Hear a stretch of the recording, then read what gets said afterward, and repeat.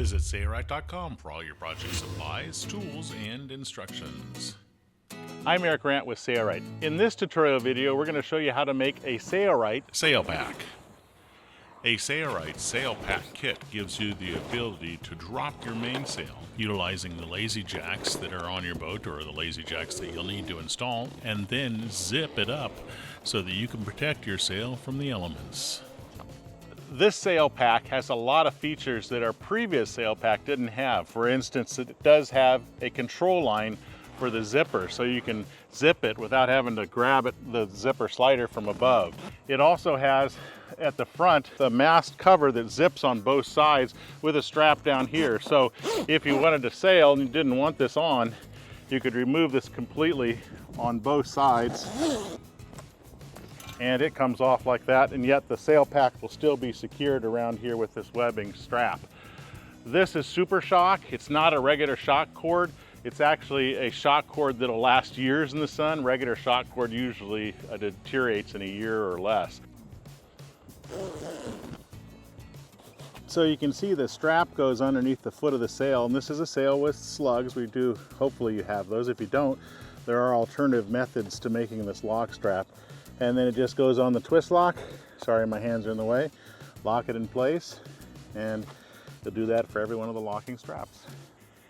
As I said, this mainsail has slugs on the foot edge. If your sail does not have slugs, let's say a bolt rope in the groove, you just make the webbing straps a little bit longer in the same manner, and we'll talk about that a little bit later on. If you have a loose-footed sail, I'm going to show you how to make straps like this that have a slug on them.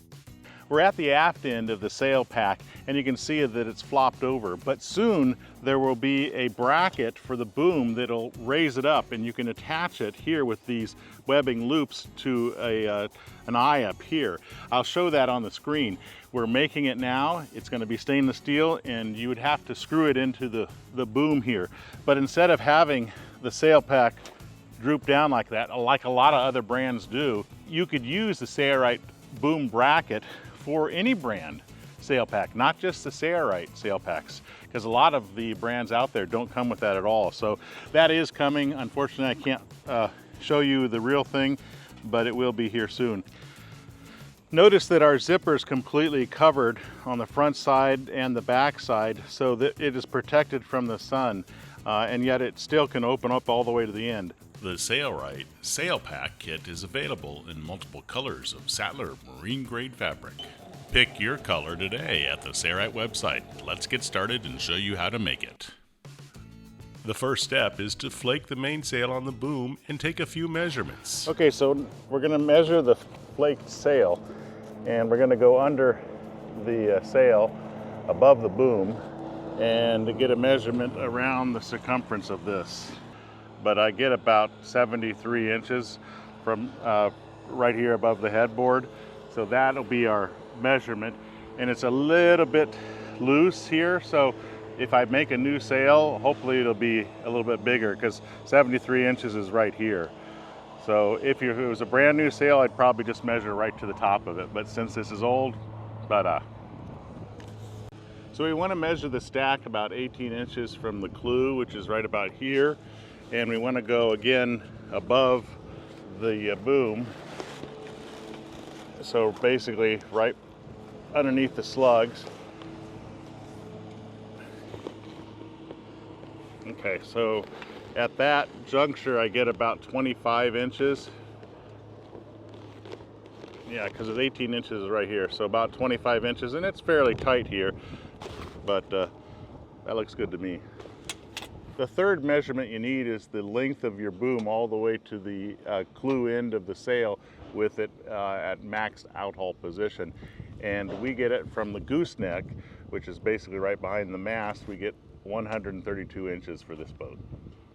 With the measurements that you took off of your flaked sail, you can use these equations to calculate the size to cut each one of your cover panels. Pause the video here to study it. Write down your totals on a piece of paper. I'm also going to measure the circumference of the mast, and I get about 20 inches around the circumference. This boat has 2 lazy jacks, as you can see, 2 on the starboard and port side. Depends on your boat. You could have 3, and some boats can have 4, but we only have 2 on this one, so that's what we're gonna use in our calculations for building this sail pack. Okay, if we follow these lazy jacks up the mast, you can see that they are permanently affixed. That's because this is a seaward, and that's the way they do it. But what would be better is that if you had these lines that would go up to a cheek block on the mast, usually 75% up of the mast length, and then come down and then have a cleat here on the side of the mast so that you can make adjustments to these legs. Now we're going to use what we currently have here, but the kits that come from Sailrite would give you the option to adjust these by releasing a cleat here, so you could drop your sail pack if you wanted to. This one, we don't have that option. If you don't have lazy jacks, we have great kits, and I'll leave a link in the description below for those kits so you can install lazy jacks on your boat. Visit the Sailrite website and type in Lazy Jack. You will see multiple Lazy Jack kits. The Harken brand will work, but it's not the recommended configuration for the sail pack. The other non-Harken Lazy Jack kits are great for sail packs. In this chapter, we'll use those calculations you made and cut our cover panels to size. This is our Sattler Marine Grade fabric. It's 100% acrylic fabric, and there are tons of colors that you can pick from for this kit. We measured the flaked sail at the gooseneck and came up with our circumference. We divided it by 2 and we added 11 inches. And I'm using a T-square here to mark the forward edge to the appropriate distance. For us, it's 47.5 inches right here. In rare circumstances, the forward edge may be greater than 60 inches, the width of our fabric. In those situations, you would have to add a wedge panel out of extra fabric, and this is how you would do it following this illustration with a semi-flat filled seam. Let's move on. The length of our boom is 132. We need to add 6 inches to that. So I need to make it 138. So what I'm going to do is, for my chalk line here at the end of the table, I'm going to lay this here, and then I put a tape here at 60 inches. And what I do, so I don't have to do this on the floor, is I just unroll my fabric. And I leave the roll on the table, and I mark it at 60 right here. And then I just keep putting this line down at the edge, and this would be 120 all the way to that mark. You get the idea. This is the end of my measurement with the 6 inches added, and now we measure back 24 inches, and this is the same for everybody. So 24 inches is right here. I'll put an arrow going up here. Here we measure around near the clew end, 18 inches from the end, and we had the sail flaked, and we divide that by 2, and then we add 11 inches and we put a mark up there.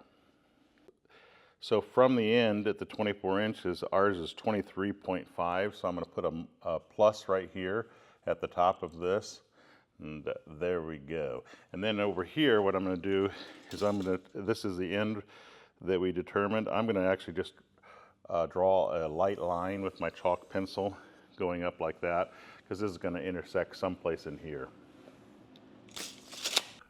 From the A, B, and C measurements that we calculated, here's what we're going to draw on the Sattler Marine Grade fabric. So what I've done here is I'm using 2 straight edges, but you could also use a string to do this. And I went to that mark that we have over there, and also the top over here. And now I'm just going to take my chalk and mark along this one. And then what I do is I just come over here to follow the same plane and mark against this one, and I'll fill in that blank spot all the way to that. Now from here, this is that mark that's 24 inches over. All you do is extend this out to the end where you are going to cut. So just right like that. We'll cut this out with a hot knife, and then we're going to mirror it by nesting it in that spot after we're done. But now we can go back to the loft table and cut it out. Okay, here I'm using the Sailrite Edge hot knife. This is the cordless version. We do have a corded version as well that's a little bit less expensive. But I'm also using the precision cutting foot and blade, so I don't have to have glass or anything on the underside to protect the tabletop. and it works exceptionally well. As you can see, if you don't use a hot knife, the edges could unravel, so I highly recommend using a hot knife of some sort to cut your Sattler Marine Grade fabric. We're going to cut on these lines and I'll show you what's next. Next, we'll take that panel we just cut out and we'll flip it end for end and then mirror it and pattern the next panel using it as a pattern. So now we're going to mirror this one. This is the one we just cut out, and I've nested it all the way to the back edge as far as possible. This much fabric we'll have to waste on this panel. But this is the factory edge down here on both pieces, this piece and this piece. So now I don't even have to mark it with chalk. I'll just take my Sailrite edge hot knife and I'll trim it right beside the other panel so that I have a mirrored panel for the port side or starboard side.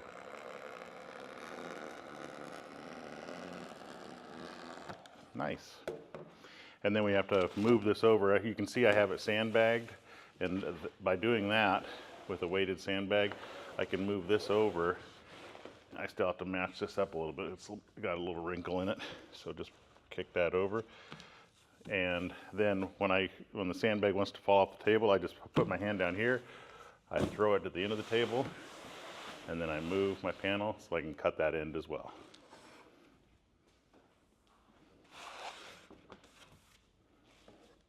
Now it is usually pretty easy to tell which the top is, but I put a T on the top of all of these panels on both sides just so I don't get confused. So this panel would obviously be pout or port. So we're going to call this port outside, and the one underneath would be sout. So, and I'm just going to put it upside down, S-O-U-T for starboard, out.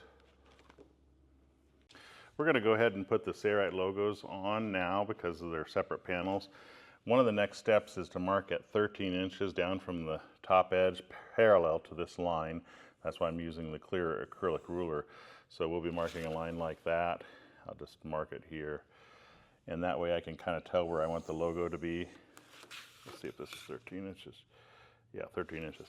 So this will be the exposed part of the sail. So I think the logo would look pretty good right about there. So this is a circular logo, but it's got a square box, so I'm going to try to have the square paper backing be parallel to the bottom edge like that. That's a great spot for it. So I'm going to hold this down. I'm going to peel up the circular part, fold that back, and start basting it like that. And now, oops, boy, did I get wrinkles in that or what? Now, this doesn't stick very well to the Sattler Marine Grade fabric because it's an acrylic, so we are going to sew around the perimeter. I got to make sure that there are no wrinkles in this, and I will do that before I start sewing. There we go. Oops, wrinkle over here. Good. Okay, so we got that one down, and I want to try to put the other one in the same spot as this one, except we're obviously on the outside. So I'm just going to lift this up and kind of feel where it's at. The center is right about here, so we'll put one on this side as well. Now I like to reduce the stitch length when I'm sewing tight circles and so forth because it's just easier to go around the circle. So I'm sewing about a 4 millimeter in straight stitch, needles to the right. What the best way to do this is to basically rotate the panel before you start sewing, and it's really best to sew near the center or a little bit past the center. So see how I'm gonna twist it so it's almost already sprung on me. I'm gonna pull this fabric out, so I'm basically making a spring in a way. So see, I'm way past the center, which is nice. And then I'm going to lower the foot. I'm also going to turn down the worker bee power pack system all the way to minimal here so that I have full control and can go super slow and it doesn't just take off on me. I will not do any reversing here at the beginning. And because I sprung the fabric by rotating it first, it's a little bit easier to sew this, even though there's a lot of fabric in the throat of the machine. And then when you want to make adjustments, like right here, the fabric's running into the throat of the sewing machine, I can kind of push the fabric in and continue to sew, but keep your needle buried when you make adjustments.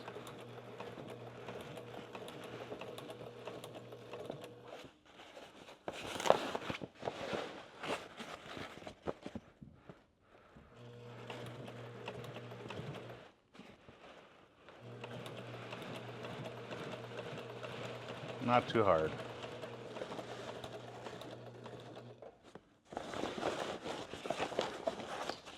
Okay, so you do have to crumple up the fabric a little bit. Get that underneath the arm. I think you get the idea. We're going to start with the port panel and we're going to create our batten pocket. So this is our top edge. The logo is facing down, so we need to mark a line 13 inches from the top edge. So 13 inches is here, and we need to be parallel or perpendicular. This line would be parallel to this edge right here. So I'm just going to put a line there, a line here, and then I'm going to use a straight edge, and I'm going to strike a line all the way down the top edge. We will not show that with my chalk. This line is placed on the sloped edge. Okay, now we're going to fold this top edge to that 13-inch line. Make sure you're folding to the inside. Our logo is down so you can tell it is. And we're going to crease it well with the Sailrite canvas patterning ruler. I did not put any double-sided tape on it. What we do here with the port panel will be repeated with the starboard panel. At least most of the steps will. So once I get it folded there, this fabric has a pretty good coating on it, so it's pretty stiff. So it should fold nicely once you crease it well with, say, a heavy object like the Sailrite canvas patterning ruler that I'm using here. Okay, we're going to do this all the way down this length. We have to do the same thing to the second panel as well. Once this fold is made, you'll have a dog ear here, and I'll just take a straight edge and going parallel to this line, and I will strike a chalk line, and we're actually going to cut that out with a hot knife right here, and we're also going to do the same thing to the other end, but it's a little bit different, so I will show that after I get done cutting this one. So now we're going to take our clear acrylic ruler to this end, and we're going to make sure that it's perpendicular or parallel to this edge right down to here, and I'm going to strike a line right where this fold stops. We're going to chop that off. So this is parallel to this edge. Chop that off with a hot knife. This is Sailrite. You'll get a whole yard of it, and we're going to use it for reinforcement for the front of our pack and also for the placement of the battens. So we're going to cut 2 6x6 patches right now. We can cut this with scissors, no reason to use a hot knife. And we also use the Scriball white to mark it. Marks really well with this. So now we want to open up this 13-inch, it's not 13 inches, it's actually 6.5-inch fold. And we get this kind of like this V at the front here. I'm going to take one of my 6x6 Sailrite patches. It doesn't matter which side goes out, but I like the dull side. So I put double-sided tape on the shiny side, and I'm going to put it on, let's see, probably 3 sides. Doesn't matter, obviously, the 3 sides because it's a square. Okay, and then I'm going to peel off the transfer paper, revealing that double-sided tape. We're using a double-sided tape that is an acrylic base, not a rubber base, so it doesn't yellow in the sun. Lighter fabrics, like whites and so forth. Sometimes double-sided tapes can bleed through if they can show through lighter fabrics, and that's why we use an acrylic glue instead of a rubber-based glue, because rubber base will turn yellow. I'm going to put it on so that it's even with that front edge. It'll be off here, don't worry about it, and it should be, your fold line should be almost centered like that, okay? Now we're going to turn this over, and we're going to just trim it with scissors so that it's flush with the edge of the canvas. There we go. Okay, this end needs a patch too. This is on the underside, and we're going to put it on in the same manner. It's a little bit different because kicks inward. So we're going to make sure that the fold line's centered, and these go all the way to the edges, and then we'll trim off the excess hair. These are reinforcements for the battens that go in, so we're going to trim that so it's flush. Okay, we put our stitch back in 6mm stitch length, and we're going to sew not this edge here, but all around the perimeter here, very close to the raw edge, doing a little bit of reversing at the beginning. I'm going to turn up my worker bee So when we get to the corner, I'm going to bury my needle like that, needle coming up slightly, and then I'll pivot on the needle. And we'll sew it on this side, and we'll sew it on this side.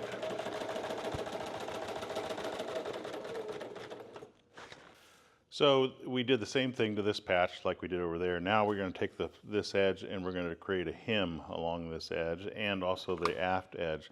So we're going to put our clear acrylic ruler at 1.5 inches, and I'm going to strike a line because we're going to fold to this line at 1.5 inches, and we're going to do it all the way to here.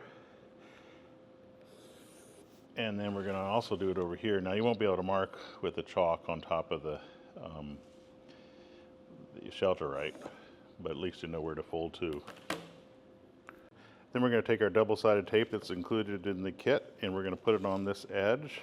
And when we get to the pointy part, we're going to just kind of put a fold in the double-sided tape and come up this leg and put it fairly close to the edge.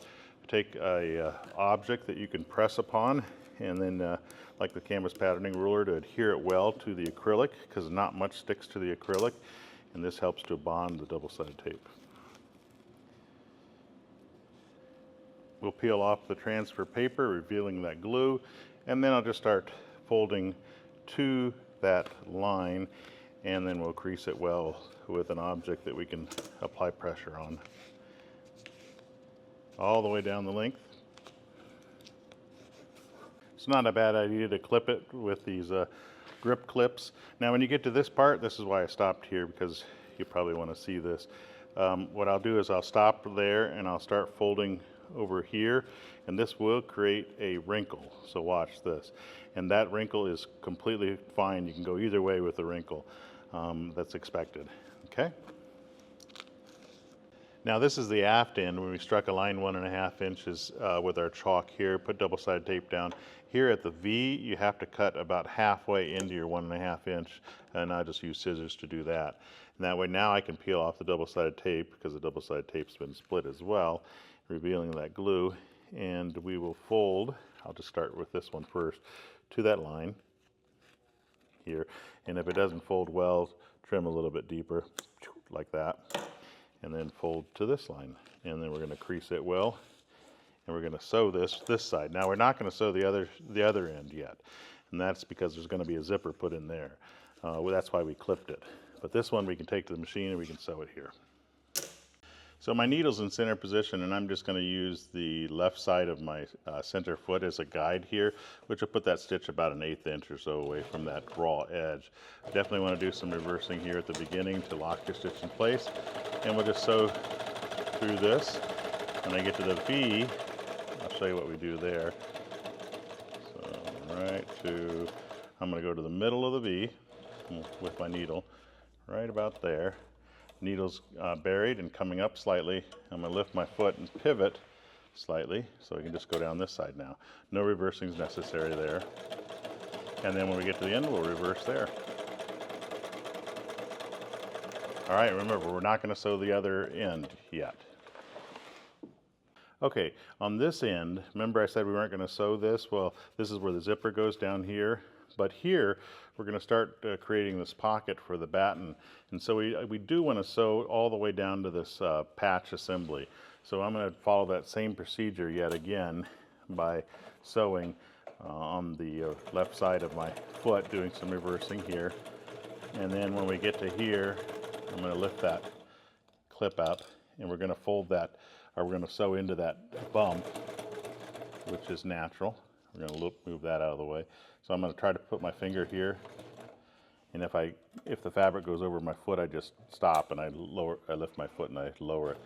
Now the needle's kind of in the pivot location, so I'm just going to pivot over like this, and then we will stop right here and do some reversing. Okay, so no longer. So our next task is to take this and to fold this back. Remember, we already creased it, but I'm going to put some clamps on it because we're going to sew a 1/2 inch from this edge all the way down its length. And these clamps will kind of just keep it in position, so it would make it a little bit easier to sew. And I'll just put them about every 18 to 24 inches apart. If you don't have these, you don't have to use them, but they are helpful. My needle's in center position, and I'm putting the magnetic guide on at a 1/2 inch. This is going to be my guide. I didn't mark anything on the fabric because we have these guides. And if you don't have that, you can put tape on the bed of the sewing machine. This is pretty thick right here, so go slowly. If you don't have a powerful machine like the Ultra Feed, do some heavy reversing at the end, and then just keep that fabric up against the magnetic guide as you sew. Since it's creased well, it should stay nice in the nice position, and just remove the clips as you sew up to them. We'll sew all the way to the other end, and we'll do some reversing there as well. Now we're going to create the pocket for the 3/4 inch Schedule 40 PVC pipe that we're going to insert. And we want to measure from the stitch 2 inches down. So I'm right on the stitch, and I'm going to mark right here. Okay, let's put a mark at the end as well. 2 inches from the top stitch. So if that were from the fold, it'd be 2.5 inches. Okay, so now we're going to set our sewing machine. We're going to sew all the way down this. So I'm going to position this with my needle in the center position, and my needle would basically insert right there. And I'm going to put my magnetic guide on, because this is going to be my guide. I'm going to make sure it's up against the fabric. And then we're going to do some heavy reversing here, because we don't want this to come out. Okay. And then we're just going to sew along here, making sure that it's up against the guide all the way down the length.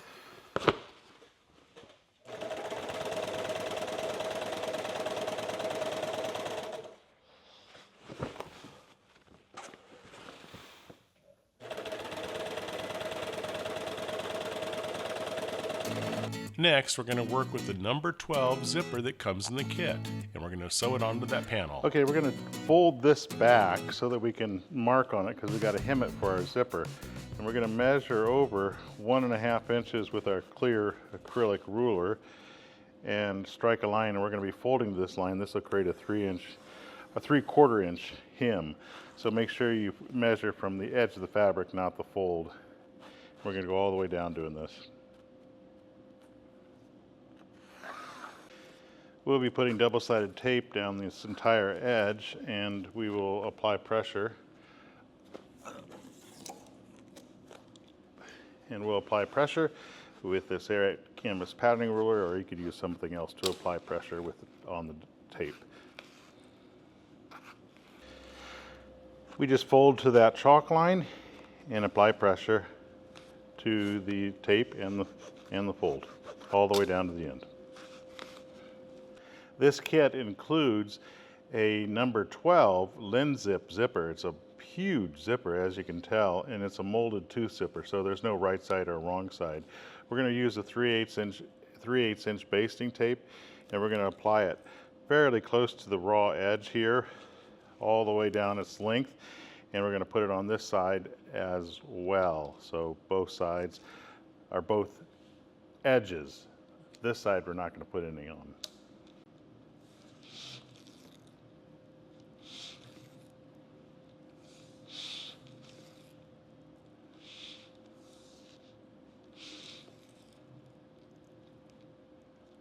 I've used some of the scrap Sattler fabric, and I cut a piece that's 2 inches by 6 inches and put double-sided tape on one side, and then we fold it like this.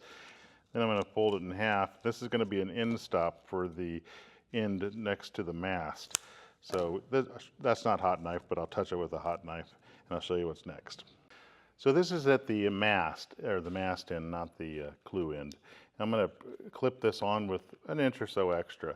Then I'm going to walk it all the way down till we get to the end. Now I'm going to make the excess that hangs off the end about 9 inches long, and you'd have to think your sail through, but 9 inches is typically what most of them go through. You may, if you have some sort of other circumstance, then you may want to think about it before you do that and make it longer maybe. We're going to cut this to 9 inches, going past that end, like that.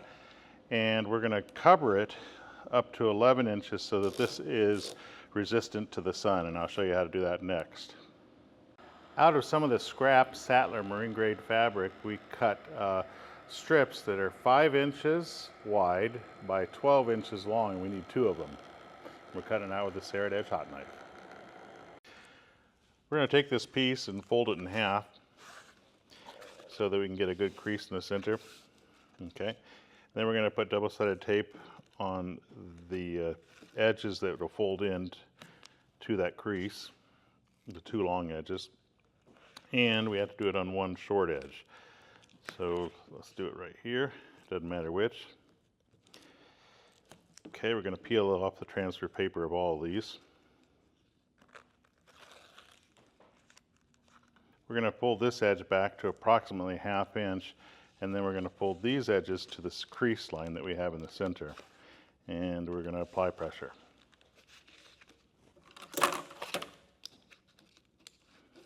Now fold this in half. This is the edge that's raw. This edge has the hem on it.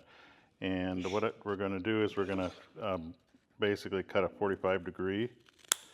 And then we're going to take our hot knife and we're going to melt this edge so that it's nice and sealed well.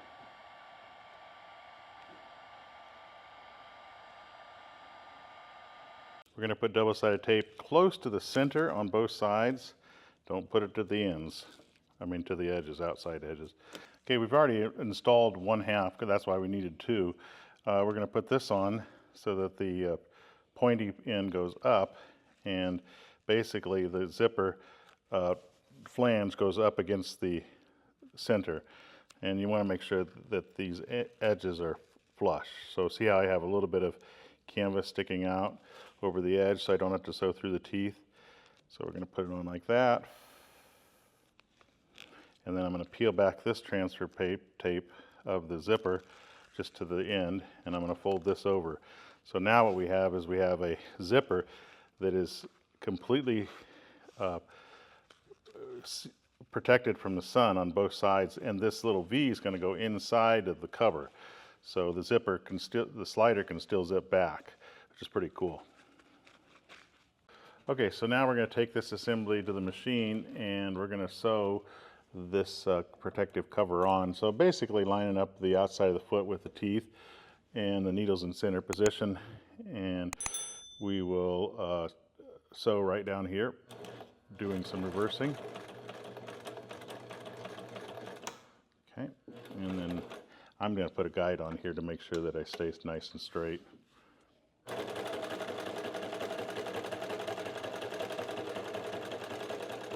Now we're not going to sew up the end yet. That'll come later on. So right here, this is pretty thick. We're just going to do a little bit of heavy reversing.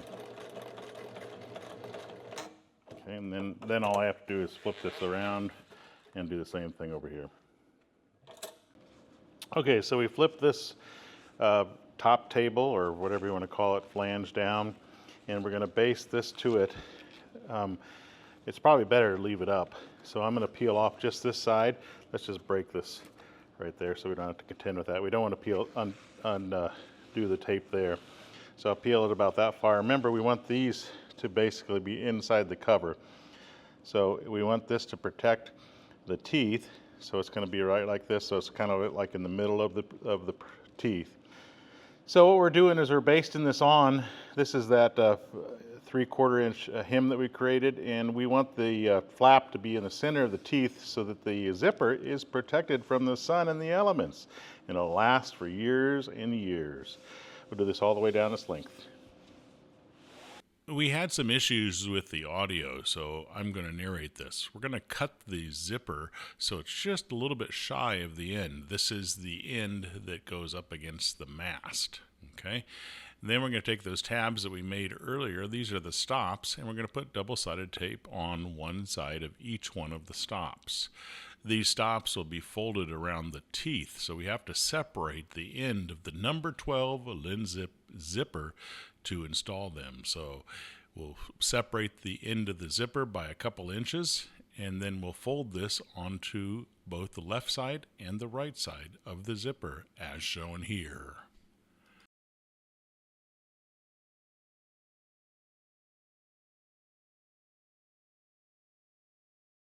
Once the zipper is basted in place, I like to put pins on the back side because I'm actually going to sew with the zipper up, and we're going to sew so that the this end is where we're going to sew down. So you want to put the little circle down here so you can pull it out when your sewing machine comes to the pin. And we're going to put these pins on, making sure that everything stays in place about every 18 inches or so.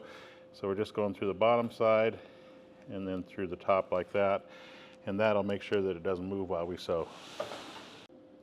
This is the outside surface. It's facing down. It's nice to sew with the zipper up. That's why we pinned it in place. We want to start right here. This is where the edge of the flange is, and we're going to use the right side of the outside foot as our guide to sew next to the teeth, and we want to do some heavy reversing here. Okay, and then we want to sew right up next to those teeth with the needle in the center position. And when you get to your pin, just pull it out and make sure that everything stays basted right where it's supposed to. And sew beside those teeth. Okay, we're going to go all the way down this end, and when we get to the end, we're going to do some reversing.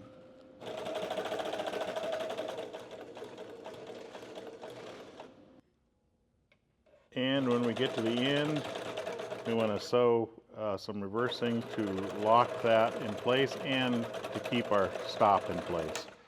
All right, there we go. In this chapter, we'll sew a double hem to the bottom edge. The outside surface is facing the tabletop, so we have the inside surface up. Now we're going to create a double hem along the bottom edge, and you can do this with a clear acrylic ruler, or you can do it with a Sailrite canvas patterning ruler. So we're going to mark a line 2.5 inches, which is this hole right here, and this just goes alongside of the edge of the canvas like this, and marks a line at 2.5 inches. We're going to do this all the way down the length. Okay, I've applied double-sided tape and pressed it down hard. And I'm just going to show you exactly what we're going to do in the effort to save time. We're going to fold to that stitch line, and then we're going to crease it down. And then what we're going to do after that, we're going to go all the way down the end and do this. But before I do that, I'm going to show you what the next step is so that we can just show it when it's done. Then I'm going to put double-sided tape on top of this after it's basted all together all the way down. And I'm just showing a demo of it. We'll hold that down, and then we'll create our double hem for the bottom edge, so our fasteners are well reinforced. Okay, so that's the whole process. Okay, what I'm going to do now is I'm going to put 2 stitches in this, and I'm going to position this right about here so that the stitch is about 1/8 inch from this edge. We're going to do reversing at the beginning here and also when we reach the end, and then we're going to put a stitch about 1/8 inch from this edge. And one of the ways to do this is to, again, set up the magnetic guide. And let's just start sewing. We're doing a 6mm straight stitch. Okay, we'll do this down this entire length, and then we'll do it right over here as well.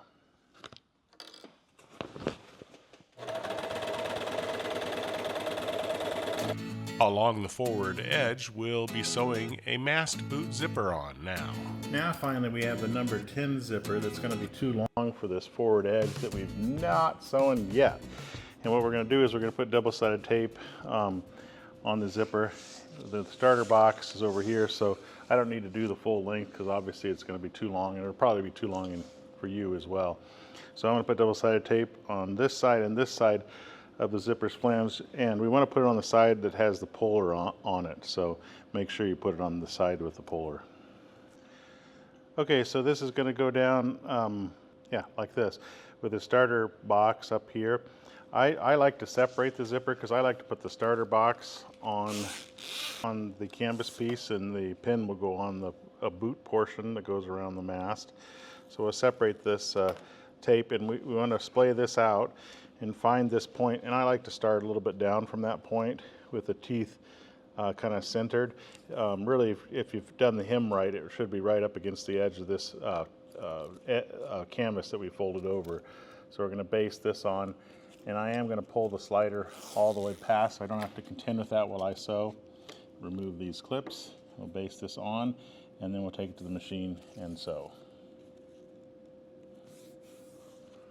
Now you want to make sure you don't sew through this, so I'm going to flip this up like that.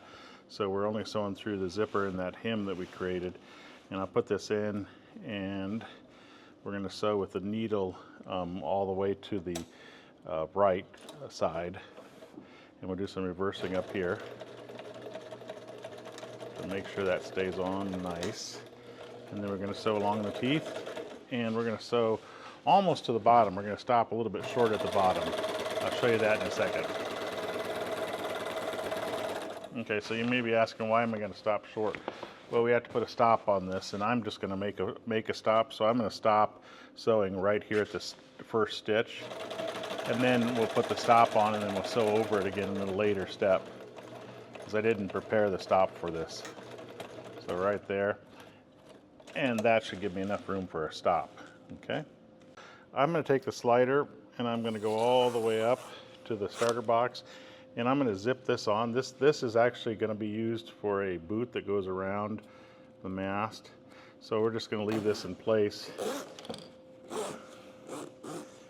And it really should be cut so that it's flush with the bottom. So that's the reason I'm going to cut it. Well, not flush, it could be a little bit inside the bottom. So like that. Okay, so now both of our zippers are the same length. Okay, I know you say, oh, you forgot the starter. Well, I can put the starter on again and re-zip it now. So I'll just do that. Put the starter on like this. Oops, got to put it on like that. Then we'll re-zip this to it. At fore and aft bottom ends, we'll be adding a buckle and a D-ring. So I cut a 4-inch strip of 1-inch webbing. It'll either be white or black depending on the color of Sattler fabric you've selected. And I put double-sided tape on one side. And this is going to create our stop, and it's also going to put on our side release buckle. So the side release buckle is going to go on through here. There is a right side and a wrong side, though it doesn't matter if you get them messed up. I'm going to put the right side over like this so that the writing is up, since my fabric's wrong side is facing up. And I'm going to find the center. Ooh, it's sticking right about there. And then I'm going to take this and I'm going to put this over my zipper and keep the zipper in the center, and then have this go right over top of that, like that. Then we're going to sew it here doing some reversing, and we're going to sew it here doing some reversing. So I cut a 5-inch strip of the 1-inch webbing, and I put double-sided tape on that side and removed the backing from it. And what I'm going to do is I'm going to fold it so the double-sided tape is out, and I'm going to do it so the fold is going out towards the end. This is the aft corner. Okay, there's going to be a D-ring here, so we'll center it on that, and then I'm going to sew it here and here, and then we'll be putting the D-ring in at the sewing machine. So let's go over there and do it. Okay, so this is the bottom edge of our sail pack, and we're going to fold this in half so that it's basically right up almost flush with that edge. And let's just start sewing there, and we're going to reverse a few times here to secure it well. And then I'm going to come up and I'm going to find almost the center position right about there, and we're going to do the same thing.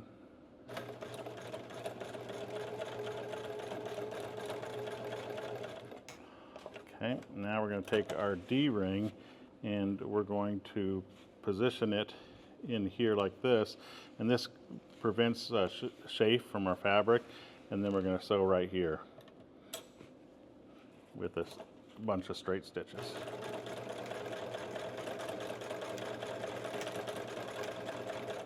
Okay, and now our D-ring is installed nicely. At the fore and aft ends at the top, we'll be sewing webbing loops. We cut an 8-inch piece of our 1-inch webbing to size, and I did put double-sided tape just on the bottom edge down here. We'll peel that off and we'll stick it so that it's folded in half like that. and then that double-sided tape is there, and then we're going to put it right here along this edge of this hem, going a little bit past this stitch where the patch is. This is the pocket here and here. We don't want to sew within there because that would close up our pocket. And we're going to take it to the machine and we're going to sew just a little bit above this and a little bit above this, reversing several times, and this will be a point where a topping lift or a bracket can help hold the aft edge of our sail back up. Let's take it to the machine. Okay, so I want to sew right on this stitch line. I don't want to go into the pocket. I want to sew right there, and I'm going to do some heavy reversing here. Looks like my needle needs to go in the center position. So right there, and we're going to sew heavily.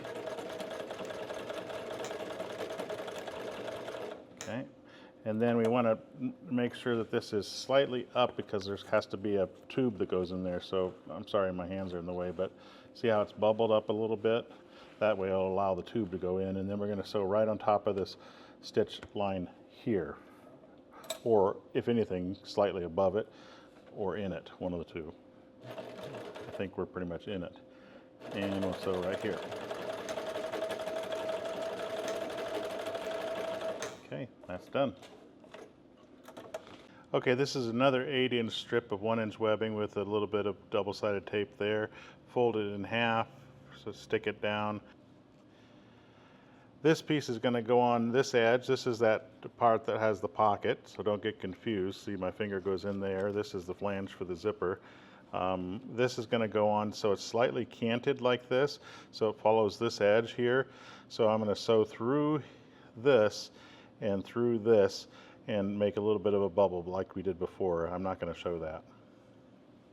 Next, we'll sew reinforced webbing loops for the lazy jack lines. Okay, so now we're going to do the webbing loops for the lazy jack lines. And the way you want to do that is you want to measure the angled top. Ours is 135, and you want to divide it by the number of lines you have coming down on the port side or the starboard side plus 1. We have 2 lines, so we need to divide that or we need to add 1 more for another space. We need to divide that by 3 because we're going to obviously have the lines be in the center. So 135 divided by 3 is 45 inches. So we're going to measure from the forward edge here, and it's going to go on this portion of the cover where the pocket is. We're going to measure down 45 inches, and we're going to use our chalk, and we're going to mark it there, right here. And then we're going to move it down the table, and because we only have 2 lines, so we're only going to put 2 loops on it. If you have 3, you would obviously, put more. 45 would be right here. So those are the 2 locations for our loops for our lazy jacks. Okay, we have 2 lazy jack legs, which means I need 4 Sailrite pieces cut, and these are 1.5 inches wide by 3.5 inches long. If you have a 3-leg system, you'll need 6. If you have a 4-leg system, you will need 8. And the same thing goes with the webbing. You'll need the same amount, but the webbing is 8 inches long. This is the 1-inch webbing that comes in the kit, either white or black. Okay, so then we're going to take one of these, and we're going to put some double-sided tape just near the bottom, and we're going to loop it just to hold it in place, like that. Okay, and then I'm just going to put some double-sided tape on the dull side of the Sailrite, though it doesn't really matter. This is just reinforcing, right like that. And we're going to put these right in the center, just a little bit off from the bottom, like that. Okay, we're going to do that with all of these. So this is going to be our webbing tab that's reinforced for each one of our lazy jack legs.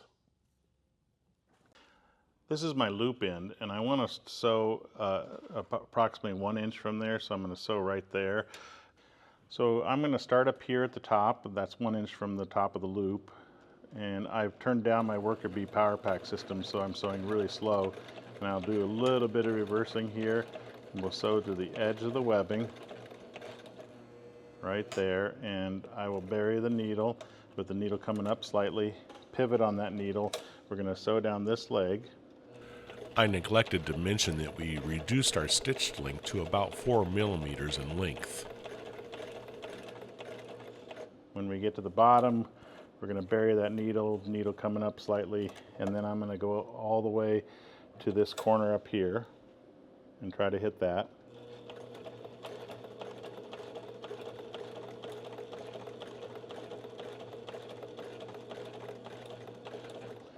Okay, and then I'm going to pivot this around, and we're going to sew down this leg. Now, if you want to just do a box and not a box X, that's fine, but I think this looks better. Okay, and then we're going to go across. Let's just go diagonally across here. I mean, there's all kinds of ways to do a box X stitch. You just want to accomplish the task. Go to this corner. And I went a little bit past it, so I'm going to use a reverse lever to bury it in that corner. And then I'm going to go one stitch over because I'm not quite coming down the same leg. There we go. And we're going to go down this leg. Don't worry about stitching it twice. And we're going to finish up the bottom. Okay, use the reverse lever to get it in the webbing. Needle coming up. Sew across here. And then I'm going to do some reversing right here at the end. Okay, so there's a box X stitch that secures it to our Sailrite. So when we think about these loops for the Lazy Jack lines, the first one is at 90 degrees, up by closest to the mast. But the adjacent Lazy Jack line is usually at about 60 degrees, so somewhere around like that. And the webbing loop actually looks better at 60 degrees. Here is an illustration of Lazy Jack lines attached to the sail pack. As you can see, they don't all come down vertically to the sail pack. Depending on your Lazy Jack rig, they may be slightly angled. If possible, try to match the angle of the line to the angle of the webbing tab that will be sewn onto the sail pack. I'm going to put some double-sided tape on the back side of my Sailrite, and I'm going to peel it off, and this one's going to go right here, and this is going to go basically 90 degrees to this edge, and I'm going to sew. Well, there's our spot, so right there, and I'm going to sew across here, and I'm also going to sew across here, making sure I don't sew within my pocket. Remember, this is the flapped edge. And we don't want to sew through our top either, so we got to make sure we do that. Let's take it to the machine and I'll show you how.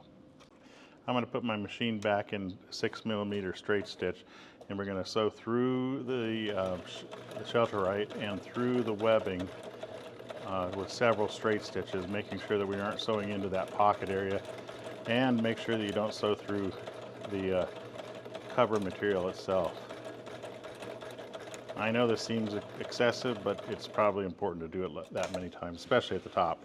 Now at the bottom, it's not as important. We're going to sew right on top of this stitch here, making sure that we're not interfering with the pocket. That catches the tail end of our webbing, and it also secures the Sailrite well. So that should be enough for that one. So that one's installed. So it's important to know that this is the outside surface, and this is the part that has the zipper's flange, so you have to sew it on the inside, not the outside. This is what you should see from the outside. This is our mark, this is our zipper flange, so that means this is the inside, and I'm going to put my clear acrylic ruler at 60 degrees, and I've already put double-sided tape on this, and we're going to put this on so that it's basically right at that mark, and now you can see that this tail edge will get sewn across by following this line, and we'll follow this line as well. So let's take it to the machine and we'll do that. I'm not going to show it. We'll repeat most of those steps we did for the port panel, now for the starboard panel. Okay, what we've done is we've got the starboard panel pretty much sewn up exactly like we did with the port panel. The only thing we haven't done is we haven't sewed this portion of the zipper to this flange here. We did sew on this forward zipper. There's a second zipper, so these are the two halves of the zipper. This one has a starter pin on it. You could have the starter box on it, doesn't really matter, but just make sure it's at the top of the sail pack. and in about the same position as the other one. This one has a starter box on it. Okay, so I've cut the zipper to size. I've sewn the zipper down here and left a tail just like we did on the other side. This is a webbing strap, 1 inch, that is the circumference of the mast plus, times 2.5, okay? That's what you want to cut it to. So now we're going to take this end of this and we're going to fold it back 2 inches, okay? And then we're going to sew it right here with a straight stitch right at the end. And I'll bring this back. I'm not going to show sewing it. Okay, so there we go. So this is the end with the, the end of the webbing. What I'm going to do is this is going to create a stop, and we're also going to sew it onto this. So I'm going to feed the zipper in my loop. It's got some double-sided tape on it, so I got to make sure it doesn't get stuck. And we're going to put it on so the teeth are close to that stitch. And what I'm going to do is I'm going to sew it here, reversing, and I'm going to sew it here, reversing a lot. And again, we're not going to show that. Okay, if this were a starter box, before you put this on, you must put the slider on, but obviously for us, it is not a starter box, it's the starter pin. So I'm going to zip this on now, so we don't lose this half. Okay, and now let's put this buckle on, and this is the wrong side. So the buckle goes like this, the webbing goes in here, and then this comes out here. Wrong hole. Oh yeah, right here. And that would secure it. So do I have it on right? I think I do, yes, because I'll be able to pull on this like this. So now what we could do is we could sew this with a double fold here and sew in the middle, and that'll secure that in place. This is what this looks like after I'm done sewing it, because we didn't show sewing it. We sewed it here and we sewed it there. Sewing the second half of the number 12 zipper to the top is next. So as you can see on this end, we repeated the process with the starboard panel. Now we're gonna, now that we've got the front done, we're gonna put this zipper on. So we've got them laying on the table like this, so that the edges are similar.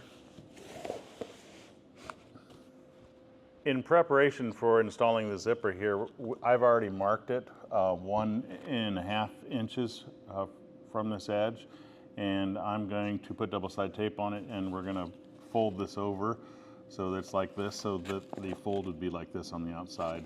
So I'll do that next. So this is the port panel that we did first, and this is the starboard panel, and I want inside surfaces facing each other. You can see the logo is sewn on here, the logo is sewn on there, so the logo's up. Okay, so this is the front side, and I'm going to lay this flat so that this kind of is folded open like this, and I'm going to do that down the length. So I'm going to put a weighted sandbag here and get this all straightened out. So I've peeled off some of the transfer paper on our number 12 Lin zipper, and these edges should be flush with each other, these flange edges. So I'm going to start basting it on. Now this is going to have to be pinned again, but I want this end to basically fall right there, and then I want to close up this gap as I go so that we can kind of hide the zipper. Okay, so there, that looks pretty good. That's matched up nicely there. I'm going to take a pin. Now it's going to be a little bit hard to do this because you got to get underneath here to put your hand under here and push the pin through, but you can do it. I know you can.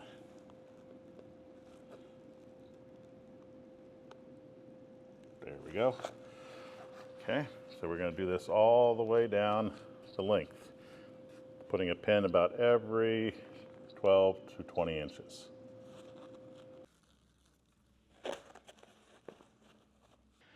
Okay, after I was done, you notice we're off by less than a ½ inch. Not a big deal. This flange is going to hide it, and it's not really going to matter at all. So don't worry about that if you're off by a little bit. So let's take this to the machine and sew it. So the easiest way to sew this once we have it in place is, we didn't even put a end stop on this yet, which is to sew through this. So we're going to split the zipper, but you got to do this carefully because you don't want it all to come apart. So what I'm going to do is I'm going to hold down where I'm ripping the zipper apart, just to make sure that it stays baited. And we do have it pinned, so we're probably going to be okay. So we're going to do this all the way down the length. Okay, unfortunately I put my pins on the wrong side. I didn't think about the fact that I like to sew with the zipper up on top, which means the heads are going the wrong way and they're on the wrong side, but I'm just going to pull them as we go. So I'm going to pull this one out so that I can sew to this, but I'm going to pull one at a time out. I'm not going to pull them all out. If you'd like, you can reinsert the pins again. So we're going to start here, the needle's in center position, and I'm going to do some reversing here to make sure that it stays down well. Good. And we're going to sew right beside those teeth, and I'm going to make sure that they are positioned correctly. It's pretty easy to see this actually. We're going to sew all the way to the other end, but again, I'm going to remove these pins when I get close to them. So, because I need to stop short, otherwise I won't be able to get to them. So I'm going to bury my needle when I do this. I'm going to take this one because I got to pull backwards and remove it. We're going to go all the way down. Next, we'll sew on the webbing loops for the Lazy Jack lines on that starboard panel. So I've laid this one on top of here so I know exactly where these Lazy Jack lines go. So directly across from that means it goes right here. I mean, I could use a straight edge if I wanted to, but I don't think I need to. I'm going to move it down the table and position this like that.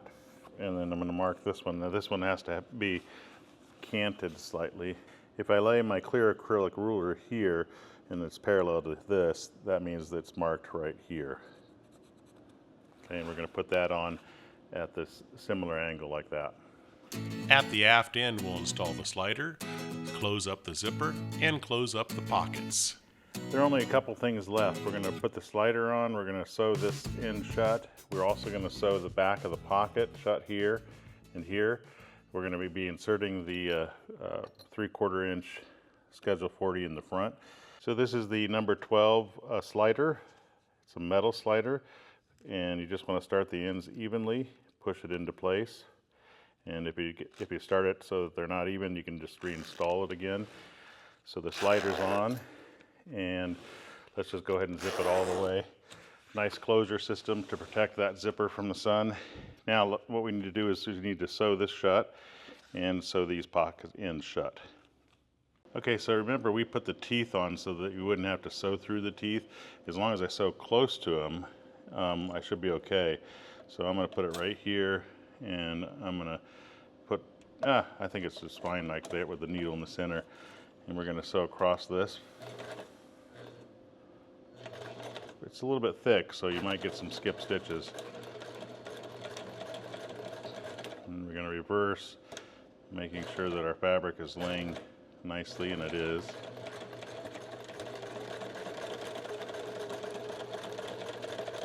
That should do it. Nice. So now I'm just closing up the ends so that the PVC won't come out the ends, and we'll just do some heavy reversing to close up that pocket area. That should do it, and we'll do the same thing to this pocket here. Webbing lock straps will be used at the bottom edge, but first we need to go to the boat and look for any obstacles that may be in the way. So what I'm going to do here is, Bill's got the tape measure here, and I'm just going to write down all the obstacles, which are basically the slugs. So at 21 inches I can't put anything. At 39 inches I'm going to write that down. And as we continue down, 58, nothing can go there. 76 is an obstacle. You get the idea. And then 94 and a half.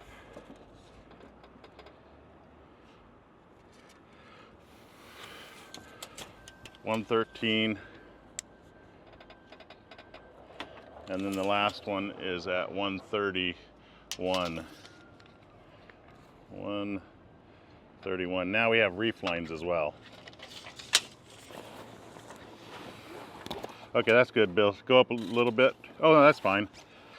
So this one will be right about here, right where this strap is, so I don't have an obstacle at this point. I can have a strap be either here or here, and it won't interfere with that one. And I believe that's the same for this one here. It's here. Actually, well, I need to make sure there's no strap here, so I'm going to put a measurement down for that as well. This was 131, so we need to be at 7 inches. We need to make sure that there's no strap from 131, if that makes sense to you. All right, so we just have to make sure that our straps are not going to be in the way. The fasteners at the bottom edge are typically placed as follows: 6 inches from the forward portion, 17 to 20 inches apart thereafter, and not less than 4 inches at the aft end. Here are the figures we wrote down as we measured along the bottom edge of the sail, the obstacles at 21, 39, 58, and so forth. The figures below that are placed approximately every 17 inches apart, and as you can tell, we tried to round up or down so they wouldn't run into an obstacle. We need a total of 8 webbing straps to be made for our sail pack. There are 3 ways you can make your locking straps. Sails with slugs on the foot, those are the most common sails. One for a loose-footed sail and one for bolt rope in the groove sails. We're going to show all 3. A locking strap is used at the foot of the sail, underneath the sail. And this is for a sail that has slugs attached to the foot. And that strap just goes under the sail, and then there's a twist lock fastener on the opposite side of the sail pack, and this secures the sail pack underneath the foot of the sail. If you have a loose-footed sail, you'll make the strap in the same manner we'll show in this chapter, but you use 1/2-inch webbing and a slug in the center. And we'll show this at the end of this chapter on how to make this if you have a loose-footed sail, because the slug will go into the groove at the top of the boom that's not being utilized by the sail. Okay, now what about sails that have a bolt rope in the groove? Well, you either install slugs or you cut the strap to 6 inches instead of 4.5 inches, as we will be showing, and you make it the same manner. And then as you're sliding the sail's bolt rope into the groove, you would take the 1/2 of the sail pack that has the straps sewn on, and you'd slide that on at the same time that you're sliding the sail into the groove. So the webbing goes between the groove, and then it would just secure on as normal here. So this is an example, obviously, there's just a piece of bolt rope that I had laying around because this sail has slugs. As our first locking webbing strap, we're going to be showing the common method with sails that have slugs on the foot. This is our 2-inch polyester seatbelt webbing, and I'm going to cut it to strips to 4.5 inches, and we need a strip for every fastener for your sail pack, so we'll cut several of them. I like to cut them with scissors, and then I like to take the hot knife and just touch the edges to seal the edge.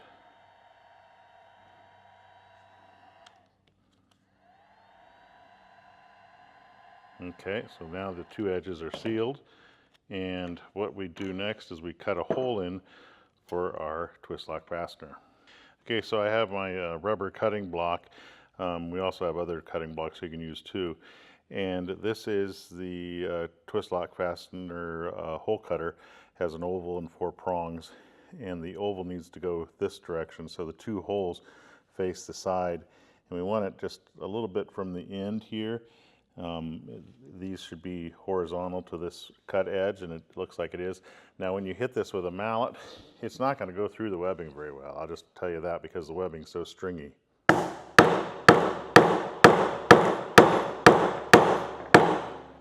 Okay, when I take this out, now for this or fabric, it'd go right through. That's not uncommon.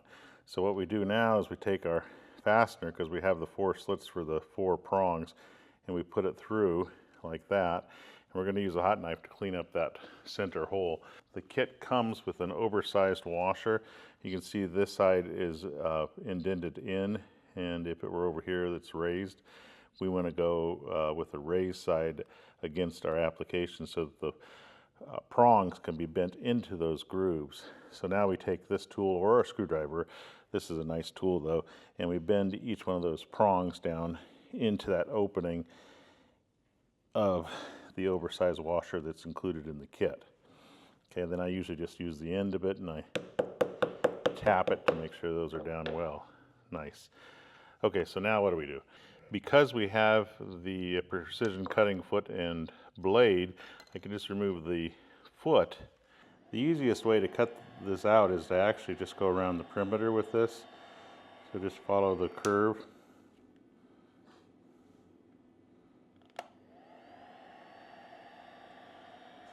And most of the junk just falls right out the bottom. Boom, like that. This next locking strap is for sails that have bolt rope in the groove and you don't want to install slugs on the foot. So we recommend that you make webbing lock straps that are 6 inches long for any sails with bolt ropes in the groove. So here's an example of a bolt rope. So this is 6 inches long. You would still sew it on in exactly the same manner in the hem allowance on the sail pack. And then this would go into the groove. So as you're sliding in the sail, you have to slide on the sail pack. And this would basically be the top of your boom here. So it gets folded on like that. So it's made in exactly the same manner as the one we just showed, except for that the webbing strap is 6 inches instead of 4 inches. Now the last one. Next, we're going to show how to make a webbing locking strap for a loose-footed sail. To make locking straps at the foot of the sail pack for a loose-footed sail, you still cut these the 2-inch webbing to 4.5 inches. I'm using scissors, then I will use a hot knife to seal both edges. Slugs don't come with the sail pack, so you'd obviously need to order slugs if you don't have them. And a 1/2-inch black polyester webbing doesn't come with the sail pack, so you need to order that as well. We're going to cut our 1/2-inch polyester webbing to 4.5 inches, and they're going to seal the ends with a hot knife, both ends. Okay. Then this is going to go on right in the middle of this webbing, doesn't matter the size, or side, I'm sorry. And 1/2 of 4.5, well, you could just do this, fold it in half, and you want to take a mark of some sort and mark where the center is, so it's right there. So now we know where that is. We're going to take this and we're going to put it on top of here and sew it down at the sewing machine. So I'm going to make this a little bit longer since I can't see it. And whether it be a full nylon slug like this, that would go in the center, or if it be a stainless steel bail like this, that would also go right in the center like that. So let's just install this bigger one on.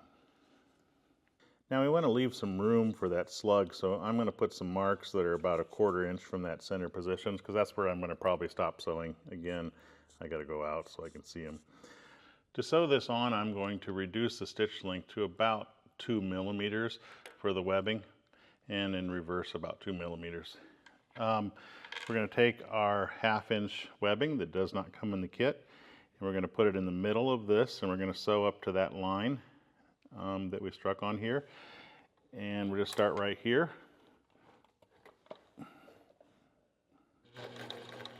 Do a little bit of reversing there at the beginning, and we're going to sew to that juncture right about there. And I'm going to, my needle's still buried, I'm going to pivot on that needle, and I am going to sew a reverse a couple times there because that's where the slug's going to go. Needle's coming up, pivot on the needle, and sew down this leg. You could do this with a zigzag stitch and zigzag up and down a few times too. And we're going to come across here, needle's coming up, pivot on the needle, and we're going to do some reversing here. Okay, that's all there is to it. We're going to put our slug on, depending on the size you need for your boat, or stainless steel bail slug if you have that. And we're going to do the same thing here. Now, when we sew up to this point, if we get too close to the slug, the presser foot will be in the way. So I'm going to probably stop a little bit short, or either move my foot. So that's as close as I can get. The foot's running into the slug. And I can still get this way and do the reversing that we talked about a couple times there. And then I'm going to sew to this side. Now the back end of the foot is bigger, so it's probably going to run into that slug. So what I'm going to do is I'm actually going to lift the needle out, and then I'm going to go and start over here and run towards the slug. So let's cut our threads and I'll show you how we do that. I'm going to move my needle to the left, and then I'm going to sew down this side. I didn't sew across the top, but I don't think it matters because this is the side that I'll probably just put the eyelet on. And then we'll just reverse right here. Okay, so there we got fairly close to that slug. Now I could sew over here with a few reversing, and I probably will.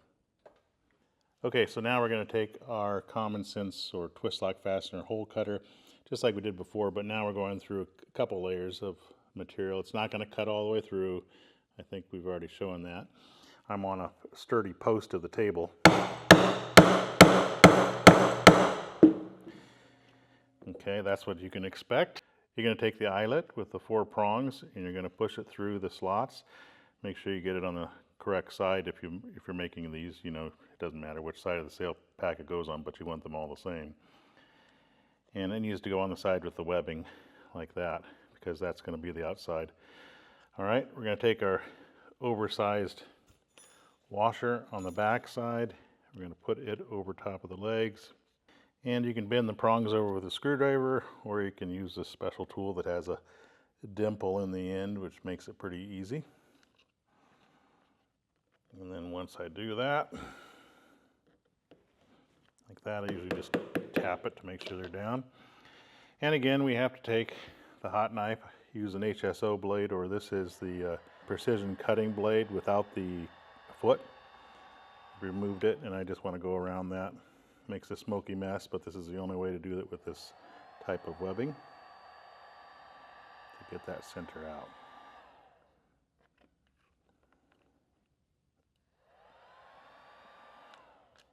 There we go. Now, I do know that that cuts the webbing in half, but this is still going to be plenty strong. This will be sewn onto the sail pack. So you'd sew this on in the same manner that you would the normal lock if you have a loose-footed sail. Sewing those locking straps and installing twist locks is next.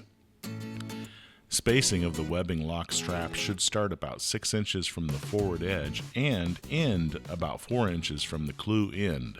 In between spacing should range from about 17 to 20 inches apart. So I have a tape measure and I'm marking the inside. The logo is facing down, and let's see, these are our measurements that we took. So the obstacles are here, and what I try to do is put fasteners around every 18 to 20 some inches apart. So I just made sure they're a few inches away from each of the obstacles. So I manipulated it slightly. So we want our first one to be about 6 inches from the edge, and we had no obstacles here, so I'm just going to mark there. Our next one is 23 inches. We determined we had an obstacle at 21. So that should put it fine because our obstacle's here, and we just do this all the way down. Okay, so here's one of our mini straps that we've fashioned, and it goes on the wrong side, which is the hem is up, and it's going to go right here like this, and we're going to sew stitches here and here, and this is going to be up like this. So it'll wrap around the sail, and this will be the starboard side. This is the port panel. I'm not even going to base this. I'm just going to put it in our position and hold it securely, and I'll start with this stitch, and I'm just going to sew right over top of those stitches that we have in our hem, and then I'll reverse back and forth several times to secure it well. One more time. Okay, and then we're going to just move up to here, and we're going to sew on top of these stitches right here in our hem, and I will again reverse several times. So we're going to do this for every one of those strap locations, and there we go. Okay, so now we have inside surfaces facing each other, outsides are on top of each other, and I'm just going to clip these two zipper flanges together so that they're even, and like that. And now what we can do, we can just mark the center of each one of these, making sure they're directly across from where they're supposed to be, and we'll do that down the entire length. So now these don't go on the inside, they go on the outside, but I'm going to mark the inside so the hem is up. So I position them over my my area, and then I just mark the 2 holes because these are going to be put on with these buttons here. Okay, so now what I'm going to use is I'm going to use a hole cutter. You could also use an awl if you don't have this, and I do have a rubber cutting block on the underside. Make sure you're only going through the hem and not anything else. That's how easy that is. Now remember, the fastener goes on this side, so what I'm going to do is I'm going to move my cutting block over here, and that way I protect the fabric. And this is the cheap punch or snap installation tool. I'll just use that first. This goes through, and then your fastener goes on top, and then you use this that has the little collar has been removed so you can get close to this. So this is being installed to the outside surface, and I have a hammer or a mallet. This is the Berry King. And we need to go further because it's not tight yet. Now it's fairly tight, but let's show you using this tool because this tool is really awesome. This will go through here, and the same process. Go through our hole, put this on top. Don't have to remove a collar on this one. This is the Deluxe Snap Fastener Installation Tool.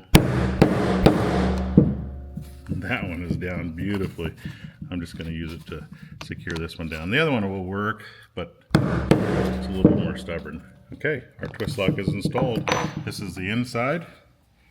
That's the outside. We're going to do that for all these locations all the way down. We'll be inserting PVC pipe in the batten pockets.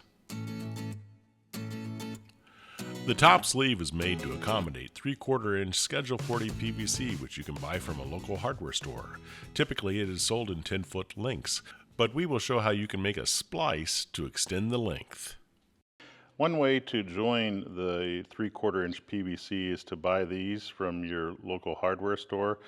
I'll put the name on the screen. And I've already got them here. So I've removed the tag off of this one. Here's my pipe. Usually this 3/4 inch Schedule 40 is only 10 foot unless you special order it.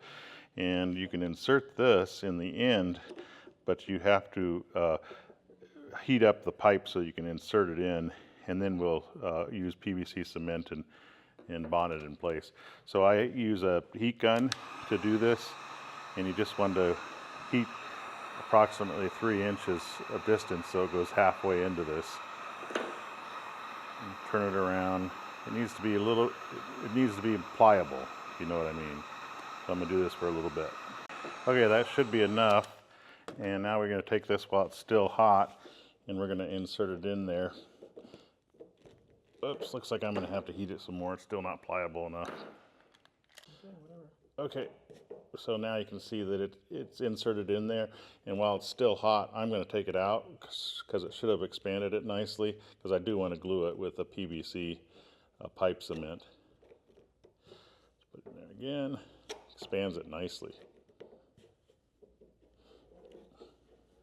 Okay.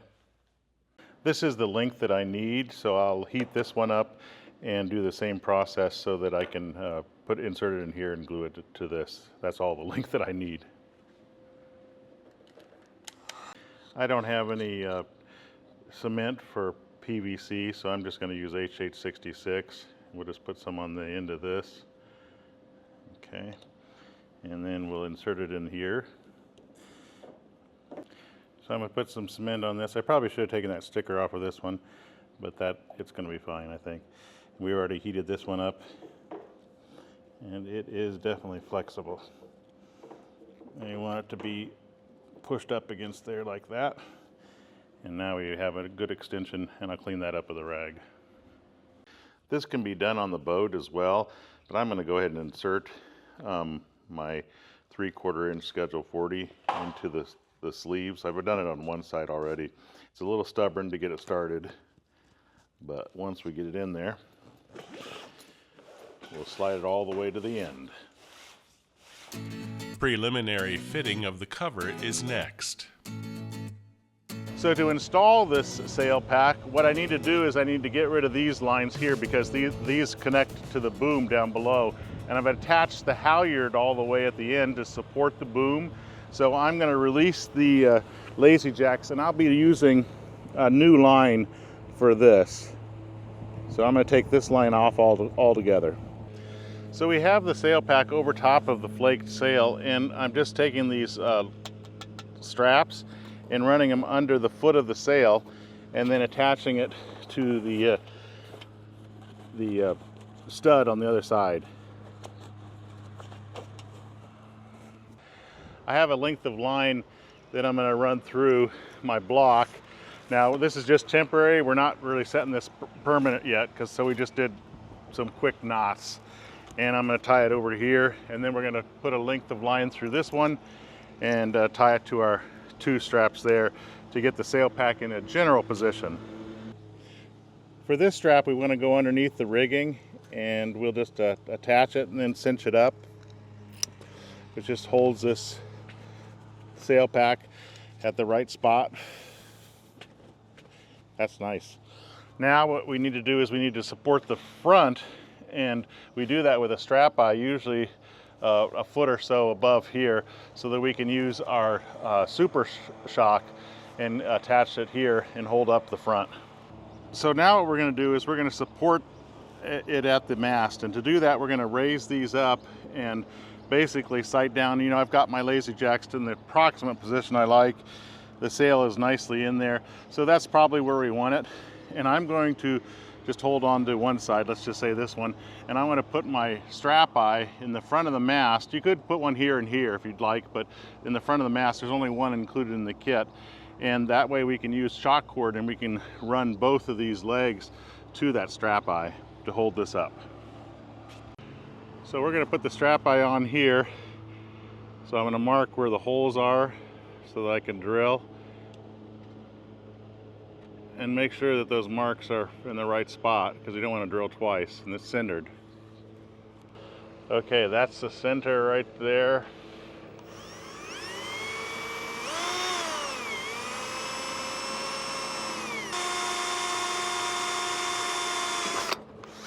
And we'll do the same thing to this one. So I'm going to just use rivets for this. These are the marine fitting rivets that come from Sailrite. They're stainless steel.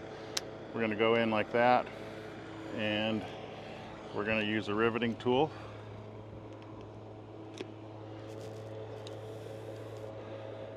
And they do have a stainless steel mandrel, so it does take a little bit of force to break these.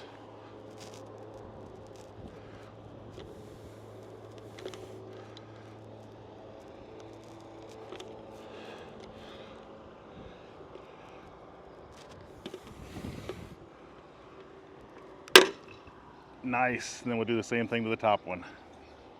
This is super shock cord. It will last for years in the sun. Notice it doesn't have all the rubber bands. It has a rubber center that's solid. Nice thing is that this will actually hold knots well, whereas the other one will not, and it'll last a long time. So let's run it through here, and we'll tie a knot off.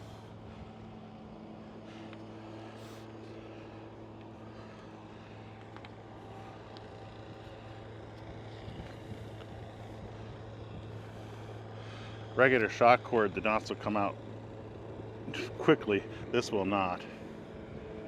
Get it? Not. So we just go from leg to leg and then draw it as tight as you'd like. It is shock cord, so it will flex a little bit, but it won't lose its elasticity. And I think I'm going to tie it right there. And again, we're not doing anything permanent. We're just doing the setup right now. That should hold beautifully. Look at that. Nice. Now that the cover is in place, we can now take measurements for a zippered mast boot cover. We have a separate part that zippers on, so you don't have to have it on while you're sailing, or you can leave it on in some applications. So what I'm going to do is I'm going to measure to the center of the zipper, and I'm going to go around the mast. I don't want it super tight, and I'm going to go to this one. So I'm going to say, even though it's 9 inches, I'm going to do 10 inches here so that it's a little bit sloppy. And then we want to do it about the middle position here, which would be the widest position.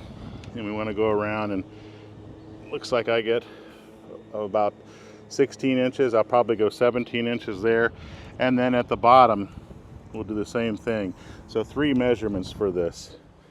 At the bottom, let's see, I'm going to do the same thing. I'm going to do 16 inches there as well. Now you may be asking about the length. Well, we determine that with the zipper. So what I do is I remove both zippers, remembering if there's a starter post and a starter box on one end, which one it is. So this one, on starboard side, there's a starter box, and then let's unzip this one. On this side, there's a starter post. So post goes to port, box goes to starboard. We have some scrap fabric here, and at the top edge of this mast boot, I want to measure down 2 inches, and we're going to do a single hem here that is 1 inch. This is approximately the middle position. It doesn't have to be exact there, but I want to have a middle mark, and I want to take my length of my zipper here. This is where this edge will actually stop right there, 1 inch from there, and which means that this is going to stop 1 inch from here. So at the middle position of that, we wanted 16 inches. So I'm going to go over and add 1.5 inches to that. So that would be 17.5.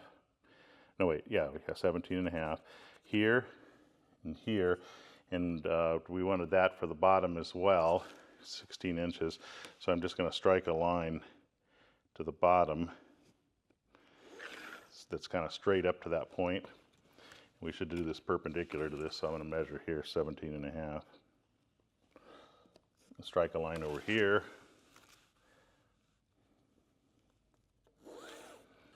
We're going to go ahead and strike these all the way to the top, and I know that's too big, but we're going to find the center and we're going to narrow it down.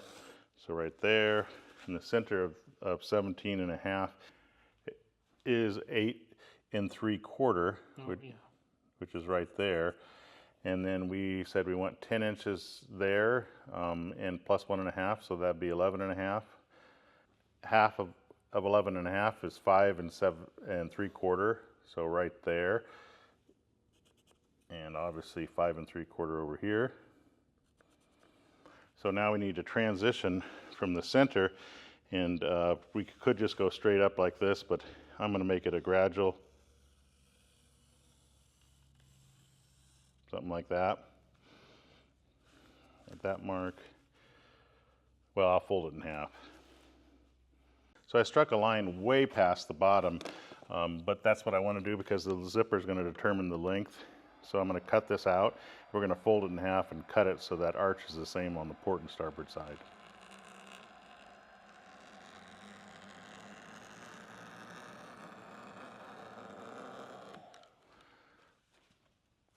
So let's go ahead and cut this side that I have the arc on at the top, right along the line. We've already added our extra for the zipper.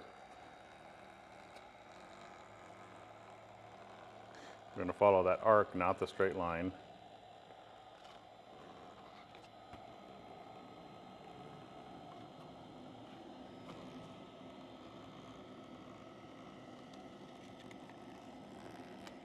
Good. Now let's fold it in half. We know this is our center line. I mark the center over here, and I'm going to fold on that line and fold on this line, not that one. And let's fold it in half. Right there. And then let's make sure we're on this line, which I struck right there. So right there. Looks good. And we're going to cut this out so that it's basically mirrored shapes. We're going to put double-sided tape on this. We're going to do a single hem here and fold it back to that line, which creates a 1 inch hem.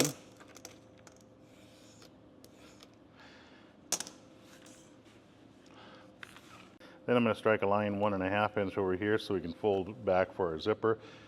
This is obviously going to be the inside. We're going to do the same thing on the other side. We're going to put double-sided tape on both these sides, and then we're going to fold over to that line, and that should create a great spot to install our zipper.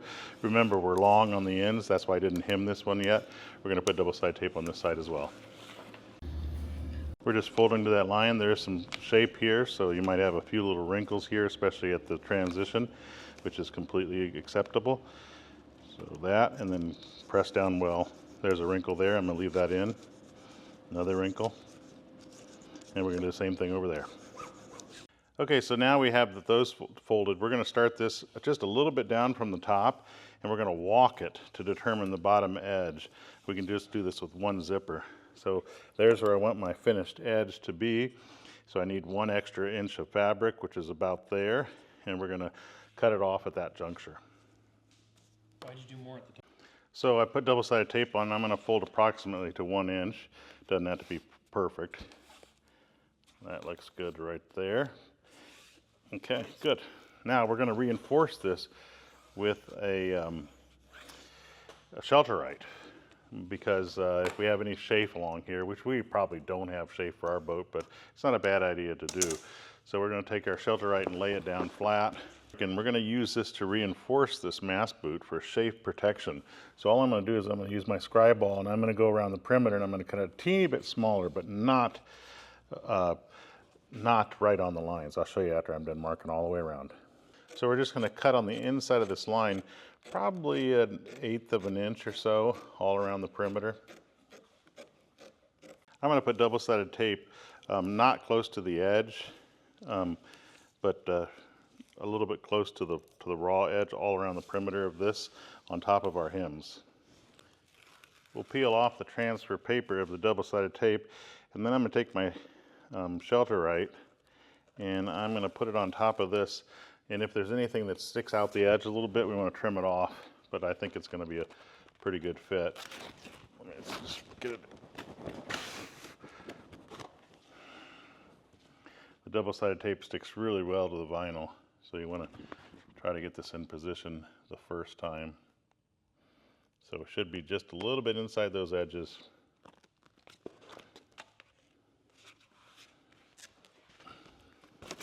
I'm going to get my cameraman to help because I can't do this. This is the starboard side, and the port side, this is with the Sailrite up. We're going to start the slider so that it's just a little bit off from the edge, and we're going to baste it down so the teeth are basically hidden. They're just poking out just a little bit on the edge all the way down. I've cut some of the Sattler to 2 inches by 6 inches, and then I fold it in half, and we're going to create stops with this, and then I fold it in half again, and if you remember right, I cut it in half right here.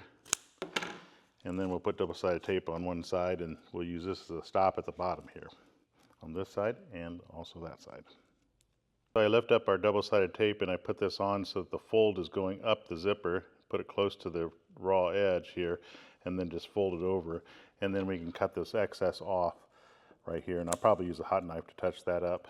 We'll do the same thing over here.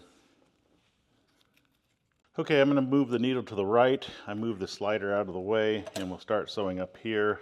And we just want to sew right alongside those teeth, do some reversing here. And then once I get close to the slider, I'm going to bury my teeth, lift my foot, move the slider past, lower my foot, continue to sew. Now when we get to the bottom, I'm going to do some reversing over top of our stop, but I'm also going to sew the hem on the ends, so watch. So when I get down here, I'm going to reverse on this, and then I'm going to go back, probably just right about there, and I'm going to pivot on the needle, and I'm going to sew this bottom edge. Yeah, I'm far enough. Let's just sew right across. Okay, we'll sew up the other leg just like that, and we'll sew at the top edge over here just like we are here. Now let's see how she fits. We got one side zippered on, and this side goes on. Goes all the way down.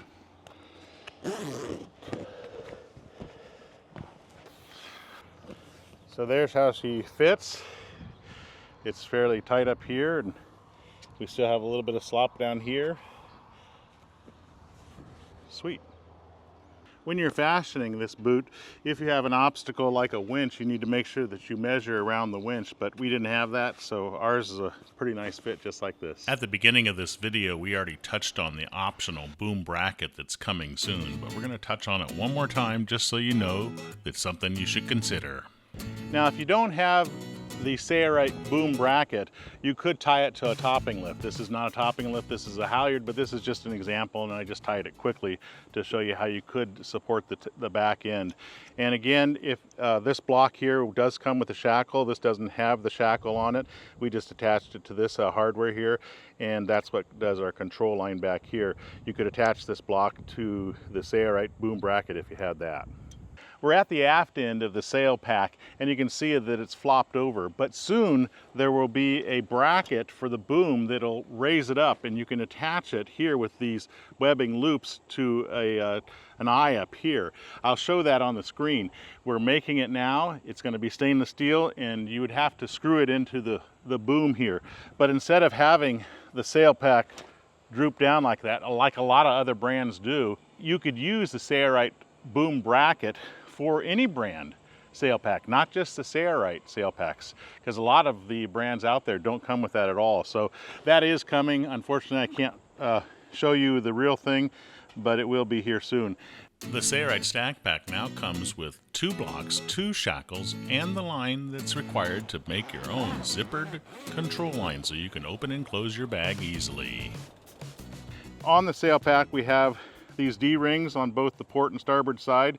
They can be cinched back if need be, or just not used at all. We've also attached a block here, and it does come with a shackle as well, but we just attached it to this. This is actually a halyard here. And this shackle has been attached to the webbing loop at the front here to control the zipper. And the reason we did that is that you can easily unzip the zipper. And so if your boom is really high, you can just use that, pull on the line. It's pretty sweet. If your zipper slider goes past that point, in other words, we ran into the block here, but if it goes clear back here, then to close this, you'll have to either put a webbing tab and attach it someplace, or you just have to come up here and hold the tail end here, because if you don't, let me get it past that block. If you don't, let me just show you. So if I use the control line, let's see, I want to use this one. So watch what happens. See that? So you have to either do this, or you have to put a webbing loop on it someplace and attach this so that it doesn't just fly forward. Our Sailrite Stack Pack Kit is now complete. Order yours in Sattler Marine Grade fabric in the color of your choice.